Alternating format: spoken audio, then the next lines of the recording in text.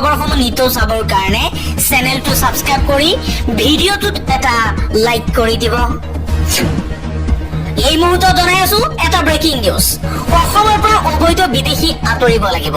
অসমৰ বিদেশী সমস্যা অসম চুক্তিৰ আধাৰত হ'ব লাগিব। 2014 চনৰ পৰা 2024 চন পৰ্যন্ত অবৈধ বিদেশীৰ বোজা অসমে নলয়। ইয়াৰ স্পষ্ট কথা। 5টা দাবীৰে 11 ঘণ্টীয়া অনশনত বহিছে আছু।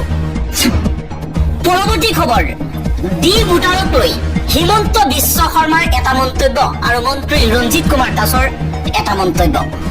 মুখ্যমন্ত্ৰী হিমন্ত বিশ্ব শৰ্মাই কৈছে CAAৰ অধীনত অসমত এতিয়ালৈকে 3জনহে লাভ কৰিছে নাগৰিকত্ব। আনহাতে মন্ত্ৰী ৰঞ্জিত কুমাৰ দাসে কৈছে 94,477 গৰাকী ডি ভোটাৰক অসমত নাগৰিকত্ব প্ৰদান কৰা হ'ব। মুখ্যমন্ত্ৰী হিমন্ত বিশ্ব শৰ্মা আৰু মন্ত্ৰী ৰঞ্জিত কুমাৰ দাসৰ মন্তব্যত আকাশ পাতাল পাৰ্থক্য। আন এটা খবৰ, বিজেপিয়ে অসমত ডাষ্টবিন বনাইছে। যাৰ যিমান ইচ্ছা জাবৰ জোথৰ পেলাব পাৰিব। মন গলেই বিদেশীক আনি সংস্থাপন দিব পাৰিব। বিদেশীক ভাৰতীয় নাগৰিকত্ব দিব পাৰিব। এইবাৰ কাৰ সময়সীমা বৃদ্ধিক লৈ সৰব হৈ পৰিছে ৰিপুণ বৰা। ৰিপুণ বৰাই কৈছে যেতিয়া কা অহা নাছিল তেতিয়ালৈ ভাৰতত অবৈধভাৱে প্ৰৱেশ কৰা ব্যক্তিক বহিষ্কাৰ কৰা হৈছিল। কিন্তু ভাৰত চৰকাৰে জানি বুজিও তেনে নাগৰিকৰ বিৰুদ্ধে একো ব্যৱস্থা লোৱা নাছিল। কাৰ যোগেদি অবৈধ লোকক নাগৰিকত্ব দিলে বিজেপিয়ে? অসমখন বিজেপিৰ বাবে চৰণীয়া পথাৰ, ডাষ্টবিন নেকি? অসমত পৰুৱা এটা বাহিৰৰ পৰা আহিবলৈ নিদিও বুলি কৈ কিয় আনিলে বিদেশী?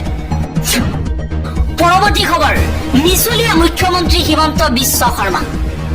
হিমন্ত বিশ্ব শৰ্মাৰ অধীনত দল কৰা সম্ভৱ নহয়। ইয়া শুভাৰম্ভহে। বিনন্দ শইকীয়াই বিজেপি আৰু সত্যব্ৰত কলিতাই অগপত ত্যাগ কৰাক লৈ নলবাৰীৰ প্ৰাক্তন বিধায়ক অশোক শৰ্মাৰ প্ৰতিক্ৰিয়া। অশোক শৰ্মাই কৈছে 2026 চনৰ নিৰ্বাচনৰ আগ মুহূৰ্ততেই কংগ্ৰেছৰ বাবে ভাল খবৰ। আন এটা খবৰ, হঠাৎ উত্তপ্ত হৈ পৰিছে অসম। কা বাতিলৰ দাবীত শিৱসাগৰ, যোৰহাট, গোৱালপাৰা আদিত কৃষক মুক্তি সংগ্ৰাম সমিতি, ছাত্ৰ মুক্তি সংগ্ৰাম সমিতিৰ প্ৰতিবাদ। প্ৰতিকৃতি দাহ কৰিছে প্ৰধানমন্ত্ৰী নৰেন্দ্ৰ মোদী আৰু মুখ্যমন্ত্ৰী হিমন্ত বিশ্ব শৰ্মাৰ। প্ৰধানমন্ত্ৰী মোদীয়ে কালি টোপোলা লৈ বিদেশী অসমৰ পৰা যাব লাগিব বুলি কৈছিল। কিন্তু বৰ্তমান হিন্দু বাংলাদেশীক আনি অসমত নাগৰিকত্ব দিবলৈ ওলাইছে। সেয়া কি তেওঁ সহ্য কৰা নহব বুলি মন্তব্য কৰি কৃষক মুক্তি সংগ্ৰাম সমিতি আৰু ছাত্ৰ মুক্তি সংগ্ৰাম সমিতিয়ে তীব্ৰ প্ৰতিবাদ সাব্যস্ত কৰিছে।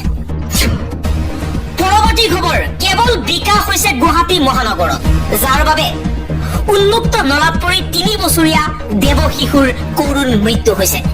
চিচিটিভিত বন্দী হৈছে পখিলা খেদা বয়সতে কণমানিৰ জীৱন কাঢ়িনিয়া শিহৰণকাৰী দৃশ্য। গুৱাহাটী মহানগৰখনক স্মাৰ্ট চিটি বনোৱাৰ প্ৰতিশ্ৰুতি দিছিল বিজেপি চৰকাৰে, কিন্তু স্মাৰ্ট চিটি নহল। মানুহ মৰা ফান্দত পৰিণত হল গুৱাহাটী মহানগৰ। সপোনৰ মহানগৰী শেষ হৈ গল। এটি ফুল কমলীয়া সপোন সম্পূৰ্ণৰূপে শেষ হৈ গল। বিকাশ আৰু কেৱল বিকাশ হৈ থকা গুৱাহাটীত উন্মুক্ত নলাই প্ৰাণ কাঢ়ি নিলে এটি 3 বছৰীয়া কণমানিৰ। আন এটা খবৰ, দেশৰ শীৰ্ষ 10খন ৰাজ্যিক বিশ্ববিদ্যালয়ৰ ভিতৰত 9ম স্থান লাভ কৰিছে গুৱাহাটী বিশ্ববিদ্যালয়। শিক্ষা মন্ত্ৰণালয়ে ঘোষণা কৰা ৰাষ্ট্ৰীয় প্ৰতিষ্ঠানিক ৰেংকিং সমীক্ষা 2025ত গুৱাহাটী বিশ্ববিদ্যালয়ে দেশৰ শীৰ্ষ 10খন ৰাজ্যিক ৰাজহুৱা বিশ্ববিদ্যালয়ৰ তালিকাত 9ম স্থান অৰ্জন কৰিছে। সমগ্ৰ দেশৰ প্ৰতিদ্বন্দ্বিতামূলক পৰিস্থিতিত এই কৃতিত্ব বিশ্ববিদ্যালয়খনৰ বাবে এক গৌৰৱজনক মাইলৰ খুঁটি হিচাপে পৰিগণিত হৈছে। ৰেংকিঙত কলকাতাৰ যাদৱপুৰ বিশ্ববিদ্যালয় প্ৰথম স্থানত, চেন্নাইৰ আন্না বিশ্ববিদ্যালয় দ্বিতীয় আৰু চণ্ডীগড়ৰ পাঞ্জাৱ বিশ্ববিদ্যালয়ে তৃতীয় স্থান লাভ কৰিছে। অন্ধ্ৰ বিশ্ববিদ্যালয়ে চতুৰ্থ স্থান, কেৰালা বিশ্ববিদ্যালয়ে পঞ্চম স্থান, কোচিন বিজ্ঞান আৰু প্ৰযুক্তি বিশ্ববিদ্যালয়ে ষষ্ঠ স্থান লাভ কৰিছে।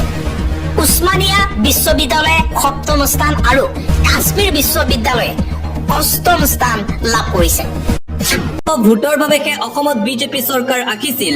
ইচ্ছা কৰিলে হিন্দু বঙালীয়ে চৰকাৰ বনাবও পাৰে, ইচ্ছা কৰিলে গাদীৰ পৰা চৰকাৰক উৎখাত কৰি দিবও পাৰে হিন্দু বঙালীয়ে। ইয়াৰ প্ৰমাণ অনাগত বিটিচি নিৰ্বাচনত আমি দেখুৱাই দিম। ইয়াৰ বাবে আমি সকলো হিন্দু বঙালী একত্ৰিত হৈছো। অসমৰ আটাইতকৈ মিছলীয়া মুখ্যমন্ত্ৰী হৈছে হিমন্ত বিশ্ব শৰ্মা। নিৰ্বাচনৰ আগত হিন্দু বঙালীৰ ভোট পাবলৈ মিঠা কথা কৈ মুখ্যমন্ত্ৰীয়ে ২৬ চনৰ বিধানসভা নিৰ্বাচনত বিজেপিক প্ৰত্যুত্তৰ দিয়া হ'ব। হিন্দু বঙালীৰ নাম বি ভোটাৰ গোচৰৰ পৰা প্ৰত্যাহাৰৰ দাবী। গোচৰ প্ৰত্যাহাৰ নকৰিলে প্ৰতিশোধ লোৱাৰ হুংকাৰ প্ৰদান কৰিছে হিন্দু বঙালীয়ে। সদৌ অসম বঙালী যুৱ ছাত্ৰ ফেডাৰেশ্যনৰ তীব্ৰ প্ৰতিবাদী কাৰ্যসূচী। কোকৰাঝাৰৰ ভাওৰাগুৰি হেহাজাৰীত তীব্ৰ প্ৰতিবাদী কাৰ্যসূচী দেখিবলৈ পোৱা গৈছে হিন্দু বঙালী ৰাইজৰ। পৰৱৰ্তী খবৰ, অৰ্ডাৰৰ পিছতে আৰম্ভ হৈ গ'ল একশ্যন। ধপাত গুটখাজাতীয় সামগ্ৰীৰ বিৰুদ্ধে বৃহৎ অভিযান জিলা আয়ুক্তৰ। অৰ্ডাৰৰ পিছতে এতিয়া একশ্যন দেখিবলৈ পোৱা গৈছে আৰু তীব্ৰ অভিযান চলাইছে জিলা প্ৰশাসনে গুটখাজাতীয় দ্ৰব্যৰ বিৰুদ্ধে। ধপাত গুটখাজাতীয় সামগ্ৰীৰ বিৰুদ্ধে আৰম্ভ হৈ গ'ল বৃহৎ অভিযান। দোকানে দোকানে অভিযান চলাইছে জিলা প্ৰশাসনে এই সামগ্ৰীৰ বিৰুদ্ধে। যোৱাকালি জিলা আয়ুক্তই বৃহৎ টীম লৈ চলালে এই অভিযান। চৰকাৰী বালক বিদ্যালয়, চৰকাৰী ছোৱালী উচ্চতৰ মাধ্যমিক বিদ্যালয়, চকিত ভোগেশ্বৰী ফুকনি অসামৰিক চিকিৎসালয়, আনন্দৰাম মহাবিদ্যালয়ৰ চৌহদৰ ওচৰত ধপাত আৰু গুটখাৰ বিৰুদ্ধে অভিযান দেখিবলৈ পোৱা গৈছে জিলা প্ৰশাসনৰ। নিয়ম উলংঘা কৰিলে যাব লাগিব জেললৈ, ভৰিব লাগিব বৃহৎ পৰিমাণৰ জৰিমনা। চৰকাৰী আৰু বেচৰকাৰী কাৰ্যালয়ৰ প্ৰাংগণত কোনো কাৰণতেই বিক্ৰী কৰিব নোৱাৰিব ধপাত। ধূমপান কৰিলে ২০০ টকাৰ জৰিমনা। ৰাজহুৱা স্থানত ধপাত থু-পিক পেলোৱা কাৰ্যত ৫০০ টকাৰ জৰিমনা। সকলো কাৰ্যালয়ে নৌ টবাকো জোন লিখিত ফলক প্ৰদৰ্শন কৰাটো বাধ্যতামূলক। আৰু এইবাৰ একশ্যন দেখিবলৈ পোৱা গৈছে জিলা প্ৰশাসনৰ নগাঁও জিলাত। অৰুণোদয় আঁচনিক লৈ এটা গুৰুত্বপূৰ্ণ খবৰ। কোনো মহিলাৰে কৰ্তন নহয় অৰুণোদয় তালিকাৰ পৰা নাম। চিৰদিন ধন প্ৰদানৰ প্ৰক্ৰিয়া কৰিব মুখ্যমন্ত্ৰীয়ে। অৰুণোদয়ৰ তালিকাৰ পৰা নাম কৰ্তন হোৱা হাজাৰ হাজাৰ মহিলালৈ ডাঙৰ খবৰ। নাম কৰ্তন হোৱা প্ৰতিগৰাকী মহিলাই লাভ কৰিব চৰকাৰী ধন।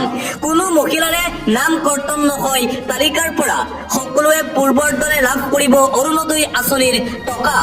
ঘৰতে বহি এতিয়াৰে পৰা নতুনকৈ কৰিব পাৰিব আবেদন অৰুণোদয় আঁচনিৰ বাবে।